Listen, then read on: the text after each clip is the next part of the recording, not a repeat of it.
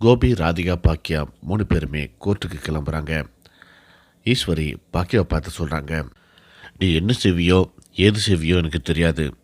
என்னோட பிள்ளை கோபி எனக்கு திரும்ப வேணும் அப்படின்னு சொல்கிறாங்க.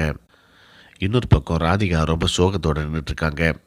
உடம்பு சரியில்லாத இந்த நேரத்தில் கோபி இந்த கேஸ்லேருந்து எப்படி வெளியே வர போகிறாரு, இவருக்கு பனிஷ்மெண்ட் கிடைச்சா எப்படி இவரால் தாங்கிக்க முடியும் அப்படிங்கிற மாதிரி யோசிச்சுட்ருக்காங்க. பாக்கியா கிட்டையும் கோபிக்கு சப்போர்ட் பண்ணி பேசக்கூடிய அளவுக்கு தைரியம் இல்லாமல் ராதிகா நின்றுட்டுருக்காங்க. எல்லாருமே கோர்ட்டுக்கு போகிறாங்க. கூண்டில் ஏறி நிற்கிறாங்க. ஜட்ஜ் ஐயா எல்லாருமே வந்தாச்சா அப்படின்னு சொல்லி கேட்குறாங்க. பாக்கியாவோட வழக்கறிஞர் சொல்கிறாரு, என்னுடைய கட்சிக்காரருக்கு சொந்தமாக ஒரு ரெஸ்டாரண்ட் இருக்குது. அந்த ஹோட்டலில் சாப்பிடக்கூடிய உணவில் கெட்டுப்போன மீட்டை இவர் கலந்து விட்டார். இதனால் அதை சாப்பிட்ட நிறைய பேர் வாந்தி மயக்கமாகி பெட்டில் அட்மிட் ஆகிட்டாங்க. உயிருக்கே ஆபத்தாக கூட சில பேருக்கு அமைஞ்சிருக்குது. இவருக்கு கடுமையான தண்டனை கொடுக்கணும் அப்படின்னு சொல்லி தன்னுடைய வாக்குவாதத்தை செஞ்சிட்ருக்காரு.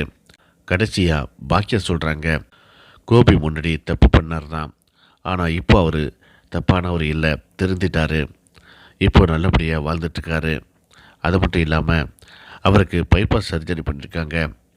இந்த நிலைமையில் அவருக்கு சிறை தண்டனை இந்த மாதிரி எதுவும் கொடுக்காம அபராதம் இந்த மாதிரி ஏதாவது கொடுத்தீங்கன்னா நல்லாயிருக்கும் அப்படிங்கிற மாதிரி வழக்கறிஞர்கிட்ட பேசிகிட்டு இருக்காங்க.